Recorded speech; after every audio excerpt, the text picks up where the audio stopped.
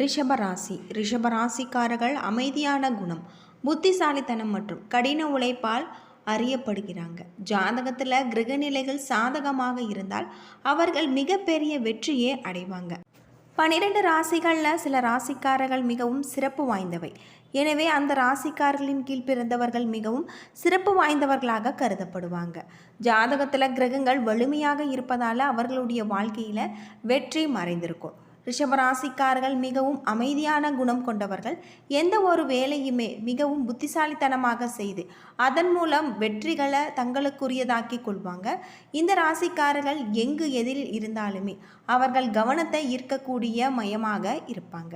அப்படிப்பட்ட ரிஷபராசிக்காரர்கள் ஜாதகத்தில் கிரகங்கள் வலிமையாக இருக்கக்கூடிய சூழ்நிலை இந்த ஜாதகக்காரர்களுக்கு மிகப்பெரிய வெற்றி கிடைக்கும்.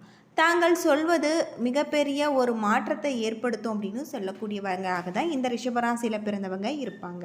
புத்தகம் படிப்பது, பாடுவது, நடனமாடுவது போன்ற கலாச்சார நடவடிக்கைகளில் தங்களுடைய முழுமையாய் ஈடுபடுத்தி கொள்ளக்கூடியவர்கள். அது மட்டும் இல்லாமல் எண் கணிதத்தின்படி 2, 6, 7 ரிஷபராசிக்காரர்களுக்கு அதிர்ஷ்ட எண்ணாக இருக்குது.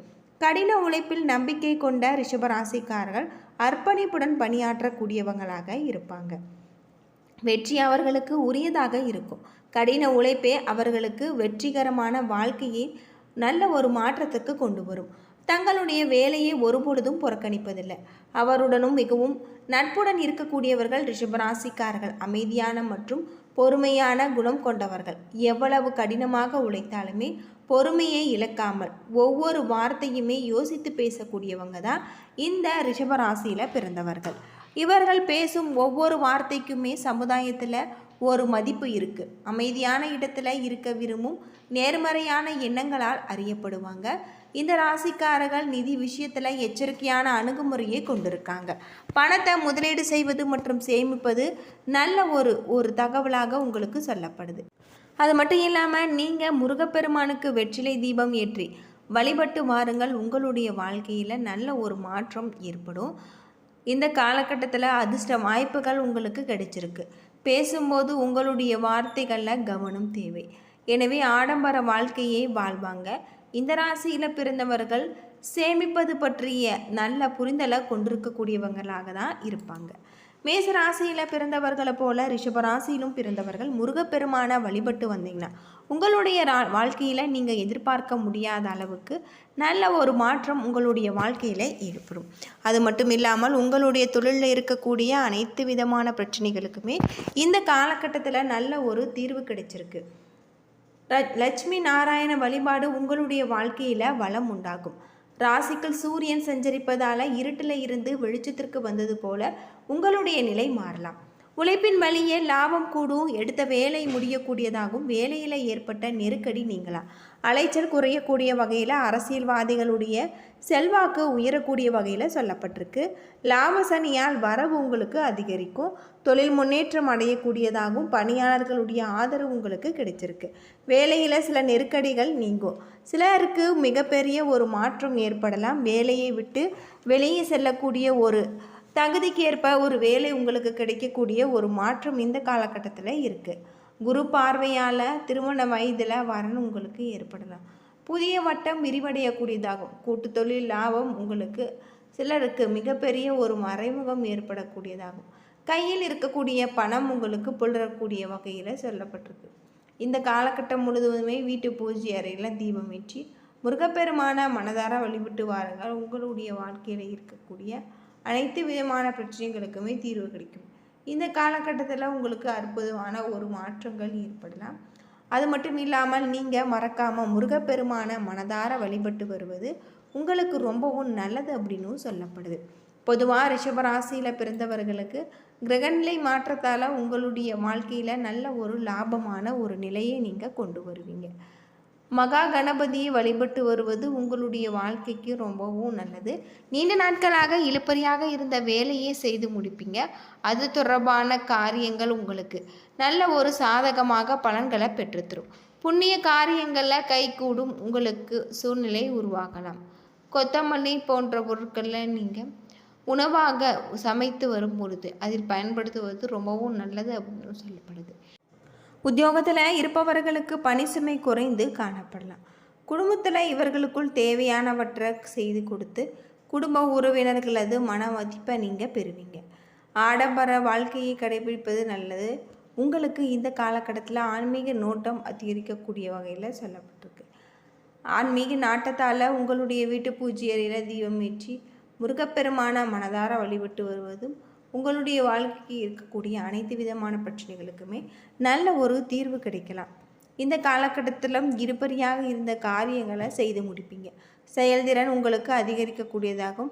கலைத்துறையில் இருந்து வந்த நெருக்கடிகள் நீங்கக்கூடியதாகும். நீண்ட நாட்களாக இழுபறியாக இருந்த காரியங்கள் உங்களுடைய முடிவுக்கு வரும். உங்களுடைய செயல்திறன் அதிகரிக்கக்கூடிய வகையில் கலைத்துறையில் நீண்ட நாட்களாக இழுபறியாக இருந்த காரியத்தை செய்து முடிப்பீங்க. அரசியல்வாதிகளுக்கு வீண் மனஸ்தாபங்கள் ஏற்பட்டு விலகும்.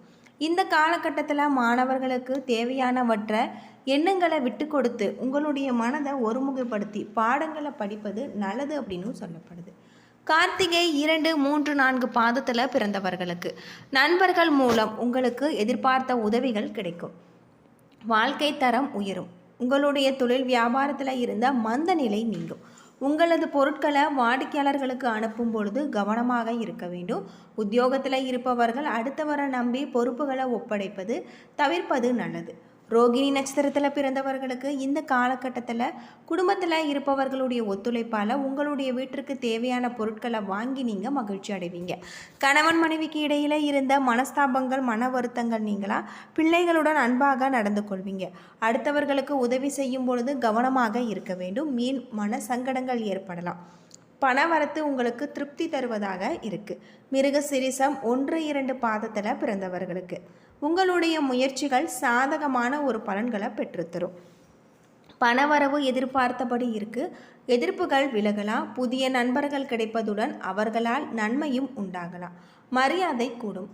குடும்பத்தில் துணிச்சல் அதிகரிக்கக்கூடிய வகையில் தன்னம்பிக்கையுடன் நீங்கள் செயல்படக்கூடிய வகையில் சொல்லப்பட்டிருக்கு. நந்தீஸ்வரரை வழிபட்டு வருவதன் மூலம் உங்களுடைய வாழ்க்கையில் நீங்கள் எதிர்பார்க்க முடியாத அளவுக்கு பல நல்ல ஒரு அதிர்ஷ்டமான காலமாக இந்த காலகட்டம் உங்களுக்கு சொல்லப்பட்டிருக்கு. அது மட்டும் இல்லாமல் நினைத்த காரியத்தை செய்து முடிக்கக்கூடிய ஒரு நிலைமை உங்களுக்கு ஏற்படலாம். மேன்மையான பலன்கள் கிடைச்சிருக்கு. சில இடங்களில் போராட்டமாக இருக்கும், சில இடங்களில் ஏமாற்றமாக இருக்கும். உத்தியோக ரீதியாக சில மாற்றங்கள் வரலாம். ஆனால் எதிர்பார்த்த ஒரு காரியம் உங்களுக்கு நல்ல முறையில் நடக்கும். வியாபாரத்தில் முன்னேற்றம் ஏற்பட்டு லாபம் ஏற்படக்கூடிய வகையில் புதிய திட்டங்களில் ஏற்றமான ஒரு நேரம். உங்களுடைய குடும்பத்தில் இருந்த பிரச்சனைகள் தீரக்கூடியதாகவும் பிள்ளைகளால் உங்களுக்கு நிம்மதி உண்டாகக்கூடிய வகையில் சொல்லப்பட்டிருக்கு. இந்த காலகட்டம் முழுவதுமே அலுவலகத்தில் இணக்கமான ஒரு சூழ்நிலை உருவாகலாம். சம்பள உயர்வு, பதவி மாற்றங்களுக்கான ஒரு வாய்ப்பு உங்களுக்கு இருக்குது. குடும்பத்தில் இருந்த மனக்கவலைகள் நீங்களாம். பிள்ளைகளால் பெருமையான செய்திகள் வந்து சேரும். பெரியோர்களுடைய ஆதரவு உங்களுக்கு இந்த காலகட்டத்தில் கிடைச்சிருக்கு. குடும்பத்திற்காக பணவரவை சேகரிப்பதில் ஆர்வம் காட்ட வேண்டும். கலைத்துறையில் வெளிநாட்டு வாய்ப்புகள் உங்களுக்கு கிடைக்கும். சற்று நிதானமான முதலீடுகளை செய்ய வேண்டும். சந்திரனுடைய இடப்பெயர்ச்சி உயர்வு தாழ்வு கலந்த ஒரு பலன்களை உங்களுக்கு கொண்டு வரும்.